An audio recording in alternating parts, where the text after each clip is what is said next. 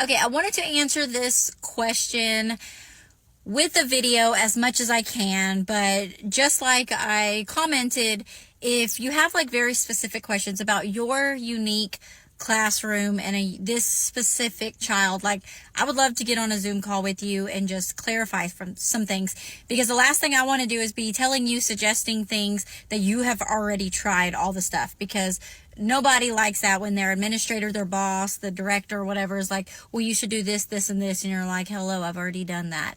And so I would love to have more details on this child specifically and things that you've already tried. But just in a generic case, if I was in a classroom and there was a child that I had that is 3 years old and he is cussing and he's using violence, the first thing that I would have to remind myself is this is a child. We don't come out the womb acting like this. There's very, very rare occasions where there might be some sort of like delay or something, or misdiagnosis or early diagnosis, right? Like that something's going on mentally. So definitely keeping that in mind, like, okay, this is not normal behavior, that there might be something deeper going on that we need to be really taking note of and tracking. That way we can bring in the right resources that we need. Hopefully your administrators are supportive in that. But even besides that, a child that's 3 that's cussing and using violence is probably witnessing cussing and violence in their home. And a child is learning this behavior and doesn't know that this is not okay. And yes, we want to be like, okay, well, we told them it's not. But when you're 3 years old and you're spending the majority of whatever you have like imprinted in your brain already as this is normal, coming to you and you telling them don't use those words when they're being used at home all the time is a very hard, like, tricky situation, right? So the first thing that I would do is let's just get to the point. The very first thing that I would do is, after acknowledging this, is begin to establish the most loving relationship that I could with this child. I would create an atmosphere where this child feels loved and safe. And I know that's not always the case. It's hard when kids are like that. Do you want to hug them and love on them and compliment them when their natural reactions is cussing and hitting and hurting you? But I guarantee you that kid needs you more than probably the rest of your class. They need somebody that's going to love them in a positive way that they haven't experienced before. And again, I don't know your child and the child and their background. I'm just saying this is what I would assume and take. Like I would begin to take those actions first. Learning their name, learning their favorite things, learning what sets them off, beginning to take notice of that. If you have the opportunity to do a swap with another teacher, having someone else come in and watching while you're trying to teach, not taking it offensively, because I know as a teacher, sometimes we can get offended when people come in and they're trying to critique, but inviting them in, hey, can you come watch? Can you see what it is that is setting the child off? And then having them like track that and take note of that. So maybe we can avoid some things. Maybe it's transitions that sets them off. Maybe it's another child that's in there setting them off, just being told no, because maybe if they're not used to that, or if they act that crazy way at home, the parents don't want to deal with it, so then they give in to it. So there's just so many factors into like why they're acting crazy like that. So somehow manage to take notes or get your class in a setting. Once you get rules and procedures down at the beginning of the year, then have them play in centers. If you're by yourself, you don't have an opportunity of having somebody come in there. Divide the kids up into sections and centers and let them play, and you step back and you observe. Don't use this time to cut out, prep, whatever you're doing normally while the kids are playing. Take a couple weeks and just watch and look and see what is going on, and spend that time to like, okay, how can I change what's going on in this environment so that is not happening. This video is going to be a little bit longer just because because it had the 10-minute option, and I'm like, oh heck yeah. And I really do want to be able to help you in this area. So I've already given several suggestions. finding out what makes them tick, what they love, what they don't like. Maybe it's stuff that scares them. So assessing that, then get the parents involved if you can. Sometimes the parents already know, and they're like, Lord, I didn't mean to say Lord. They're like, look, I understand what you're saying. This happens at home, and I don't know what to do either.